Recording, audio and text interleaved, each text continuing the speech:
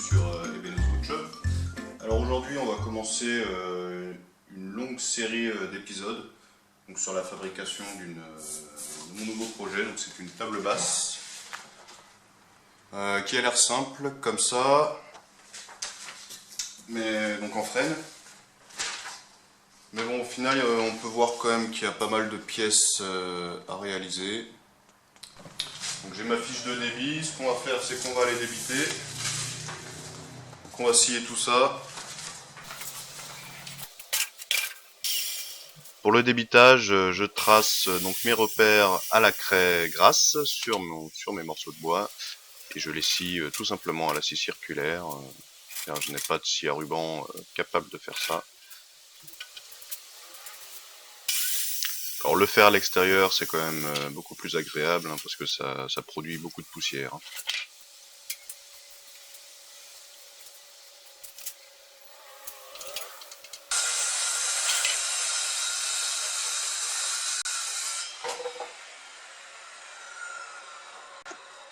Et voilà, un tréteau en moins.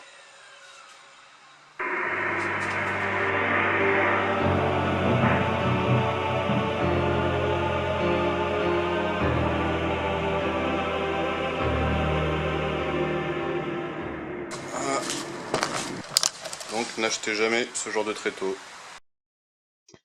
Nous voilà de retour à l'atelier et au moins maintenant je saurai quoi fabriquer pour mon prochain projet.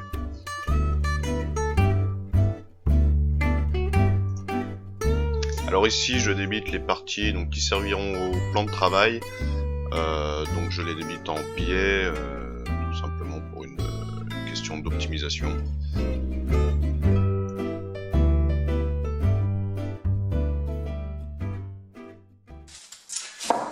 Et voilà, ça y est, j'ai tout débité. Donc je vais laisser patienter, laisser reposer un peu tout ça, quelques jours, le temps que ça travaille tranquillement. Et ensuite on passera au dégauchissage et rabotage. Voilà. Après on les mettra à longueur, puis on attaquera la réalisation.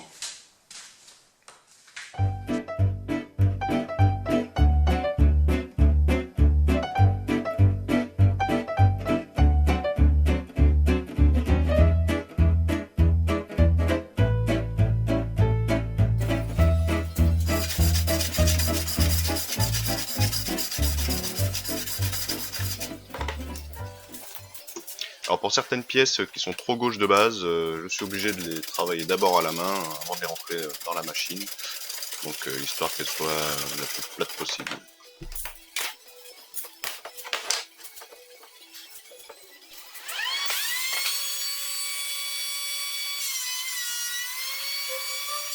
Le dégauchissage m'a pris environ une semaine entière, sachant que je ne fais ça que le week-end. C'était un travail très très long. Du fait que ma petite machine là ne me permet pas de faire de grosses passes. Donc vous verrez que j'ai d'ailleurs fait l'acquisition d'une nouvelle raboteuse pour me permettre d'aller un peu plus vite. Une nouvelle raboteuse que voici. Alors les petites raboteuses de ce genre sont vraiment très pratiques, seulement elles ont tendance à laisser un talon en entrée et en sortie de passe. C'est pour ça que je passe mes pièces comme ça à la suite, pour éviter donc le basculement du bloc moteur lors de l'usinage, ce qui permet d'éviter un maximum les talons. Donc après le rabotage et le dégauchissage, je passe à la mise en largeur de toutes mes pièces. Donc ici je mets à largeur les pièces qui serviront à faire les pieds, les 4 pieds.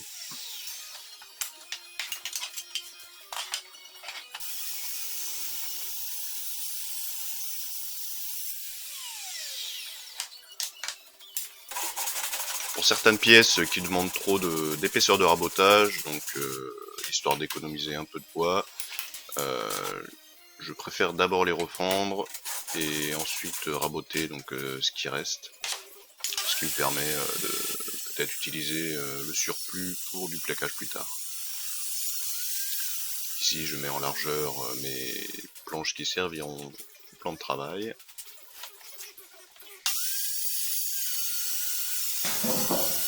Voilà, alors après quelques semaines de rabotage intense, j'ai enfin toutes mes pièces de prêtes. Voilà, donc j'ai toutes mes traverses, j'ai tout ce qu'il faut, j'ai les pieds, j'ai le plan de travail. Je vais vous montrer. Voilà. Alors le plan de travail qui est ici, donc plusieurs planches que je vais coller les unes aux autres. Donc évidemment je vais retravailler un peu les joints parce que c'est pas parfaitement dégauchi, du fait que ma petite dégauchisseuse n'est pas très performante pour ce genre de longueur. J'ai ici tout ce qui va me servir à faire les pieds, voilà, donc je vais tout simplement les coller entre elles jusqu'à l'épaisseur souhaitée. C'est ce qui va faire mes 4 pieds. Ici j'ai toutes mes traverses et tout ce qui va me servir donc à fabriquer le tiroir également. Voilà, donc je suis enfin prêt pour travailler. On va commencer par coller les pieds, je ferai les mortaises dessus en premier. Pour ensuite travailler sur les tenons des traverses, voilà. Et ben on s'y met tout de suite. Pour tous les collages de ce projet, je vais utiliser de la colle progressive vinylique et je laisserai sécher 24 heures. Alors attention pour ce genre de collage à vraiment bien serrer le plus fort possible.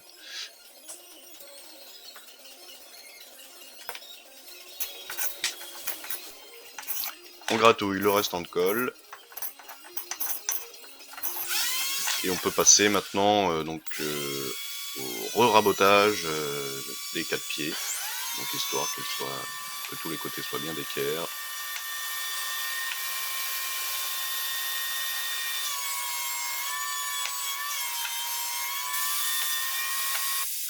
Je mets un côté droit pour que je puisse en prendre bien mes repères pour le traçage des mortaises.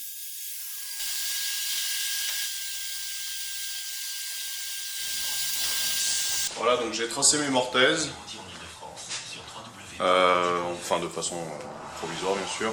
Là je vais les tracer réellement au trusquin, etc. Et ensuite donc on va les usiner à la défonceuse sous table. Donc, je vais choisir ma fraise pour savoir quelle épaisseur de tenon je peux avoir.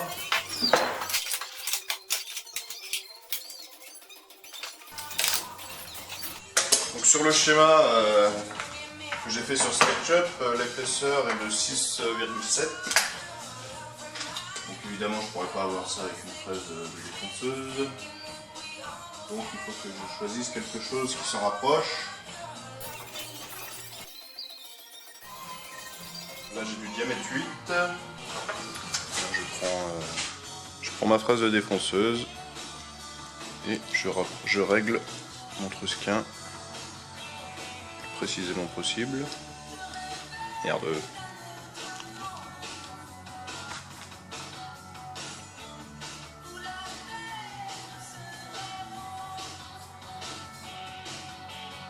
Encore un petit peu. Voilà, c'est bien. Voilà, je bloque le réglage et j'y touche plus. Donc on peut maintenant précisément tracer toutes mes mortaises. Donc pour ça j'utilise le trusquin qu'on vient de régler en fonction donc de la largeur de la fraise, et j'utilise également un tranchet.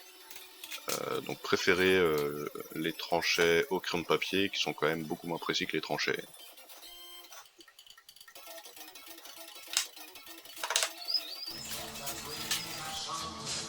Bon, je suis désolé, mais j'avais plus de batterie dans la caméra, donc j'ai pas pu vous montrer en live comment j'ai usiné mes mortaises. Donc bon, c'est pas compliqué, à la défonceuse sous table. J'ai fait un repère hein, pour savoir où je commence ma coupe, donc à 1 cm du bord. Et j'ai mis un stop block pour savoir quand est-ce que je dois m'arrêter. Donc c'est une mortaise qui fait 80 mm de large. Donc je commence au niveau de ma marque. Je vais jusqu'au stop block. Et puis voilà. Ça donne ça, donc je vais les équarrir au ciseau à bois après. Et je vais pouvoir commencer à usiner mes tenons.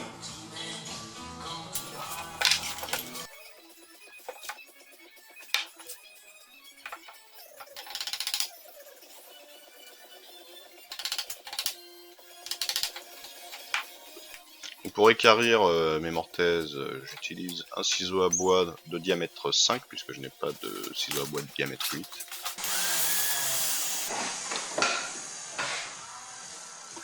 En voici le résultat, donc une mortaise carrée.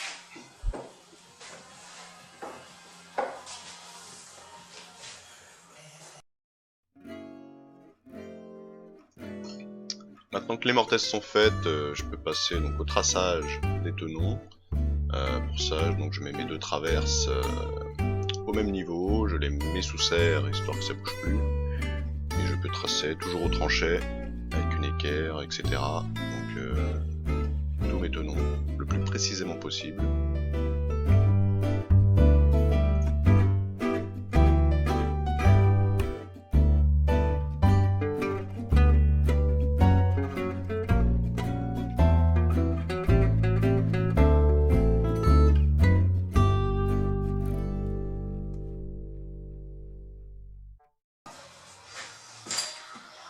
Voilà, donc il est censé me rester mon tenon à la fin, quoi. Je vais me servir de ça pour régler mon gabarit. Je vais le tester dans mes mortaises, voir l'ajustement. Maintenant, je mets toutes mes traverses à bonne longueur pour que je puisse donc usiner mes tenons. Je garde quand même une marge au cas où, hein, il sera toujours temps de recouper les tenons si jamais ils sont trop grands. Pour la réalisation des tenons, donc j'utilise mon gabarit que j'ai fabriqué, qui n'est vraiment pas très compliqué. Je mets un petit coup de graisse sur le guide, histoire que ça glisse bien. Et c'est parti!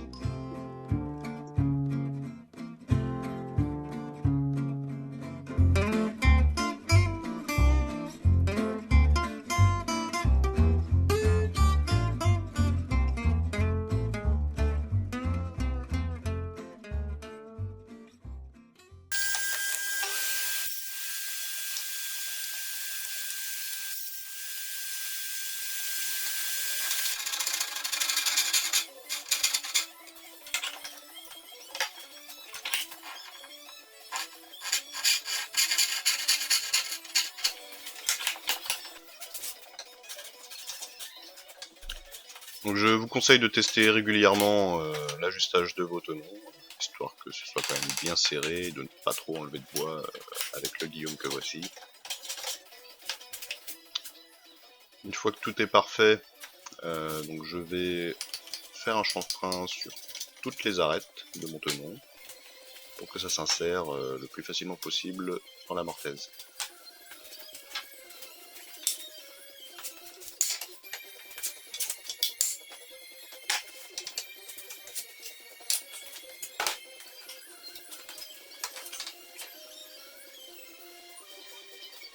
Donc après avoir vérifié que tout était bien d'équerre, que toutes mes mortaises étaient parfaites, je peux maintenant passer au traçage donc, des mortaises qui seront à l'intérieur de mes traverses, qui permettront d'y insérer d'autres traverses qui elles permettront d'y insérer le support de tiroir. Donc le traçage est effectué toujours de la même manière, je mets mes pièces en serre, j'utilise toujours mon tranchet et mes petites équerres et j'essaye d'être le plus précis possible.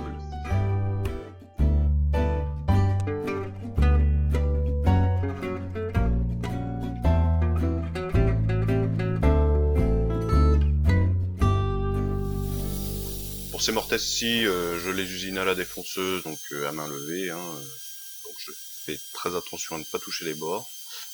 Les bords, je vais les nettoyer au ciseau à bois, tout simplement.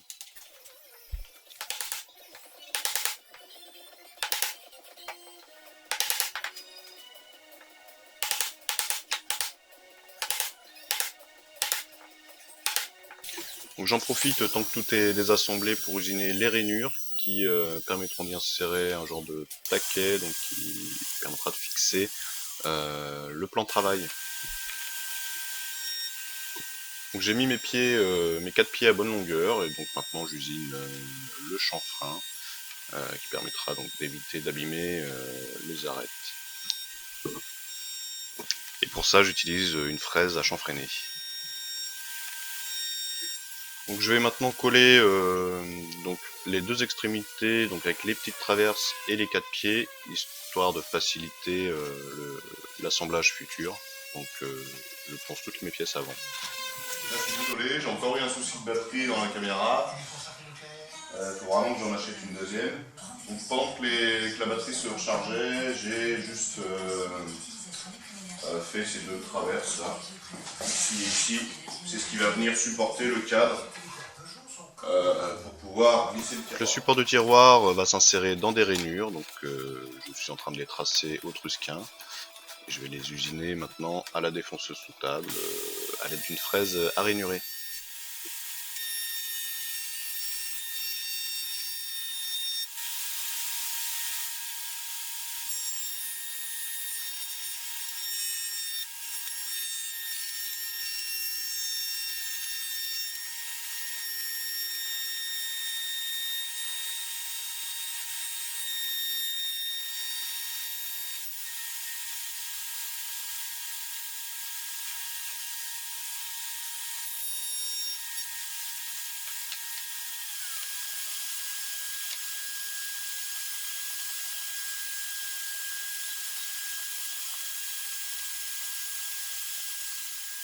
Alors je mets mon assemblage sous serre, comme ça je peux directement prendre les mesures pour la réalisation du support de tiroir, qui sera fait à l'aide de tenons mortaises de petite dimension.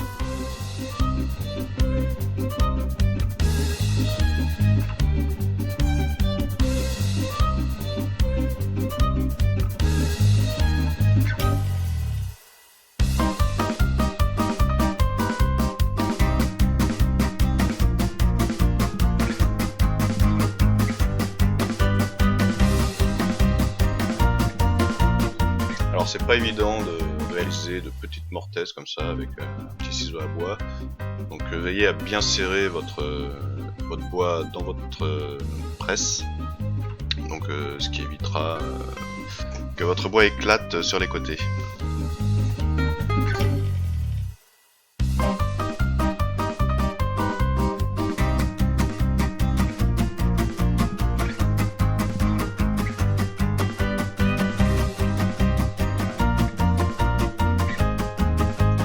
Une fois que tout est d'équerre, on peut passer directement au collage.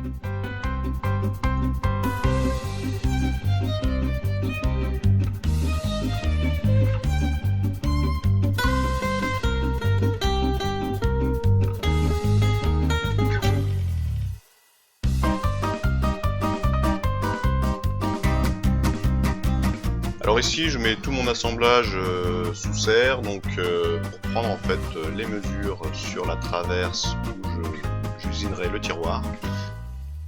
Donc pour ça j'utilise les futurs côtés du tiroir et je prends mes repères directement dessus. De cette manière je suis sûr en fait d'avoir un assemblage qui sera le plus proche de la perfection. Maintenant je peux passer donc au sciage de ma face avant du tiroir directement dans la traverse. Donc pour ça j'utilise donc un outil qu'on m'a prêté, c'est la première fois que j'utilise cet outil. En fait j'utilise ça donc parce que ça va me permettre d'avoir un trait de coupe le plus fin possible.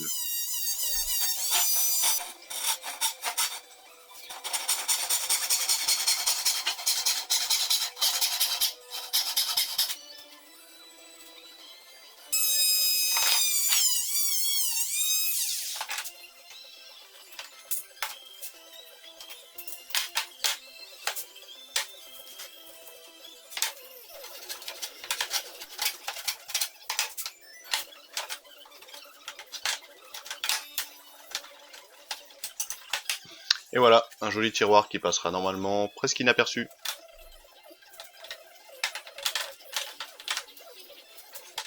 Et voilà, donc je rassemble tout, tout simplement pour pouvoir voir s'il ne reste pas des défauts donc que je pourrais corriger tout de suite avant le collage.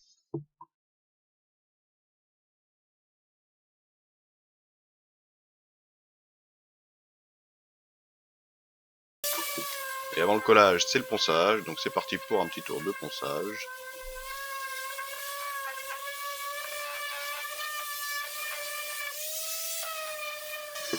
Donc poncer avant de coller permet d'enlever toutes les traces qui seraient difficilement accessibles par la suite, évidemment toutes traces de colle et taches.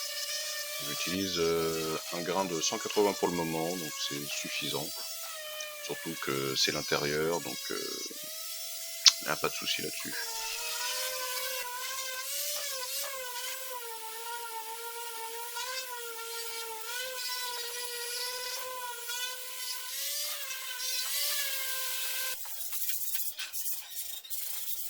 Maintenant que tout est bien poncé, on est prêt pour coller.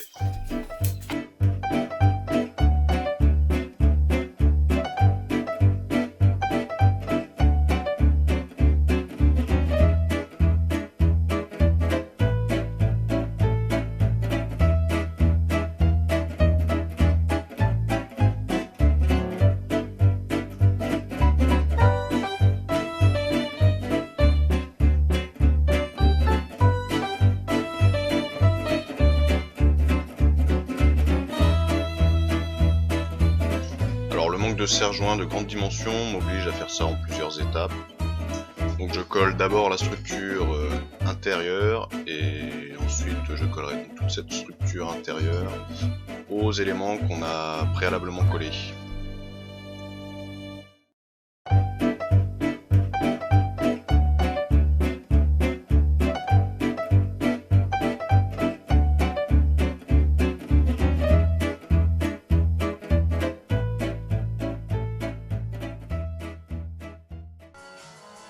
Et voilà, j'ai enfin terminé la réalisation de la structure. Maintenant, je vais enfin pouvoir m'attaquer à la réalisation du plateau, donc qui sera fait en plusieurs parties. Donc pour ça, je vous donne rendez-vous au prochain épisode.